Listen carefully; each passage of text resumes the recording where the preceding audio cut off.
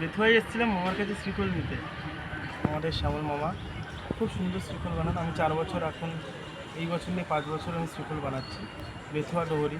আপনারা অনেকে আমার কাছে ইউটিউবে চেয়েছেন নাম্বার, বেথুয়া ডহরিতে কোথায় শ্রীফল বানায়, কোন জায়গাটায় শ্রীফল বানায়। অ্যাকচুয়ালিটা আমি বেথুয়া ডহরি স্টেশনে বসে আছি।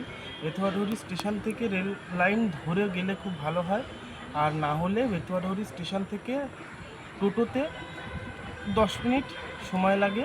Betua Dahari market, super market থেকে ওনার নাম বললেই হবে, শ্যামল দাস। উনি নিজেই বাড়িতে শ্রীফল বানান।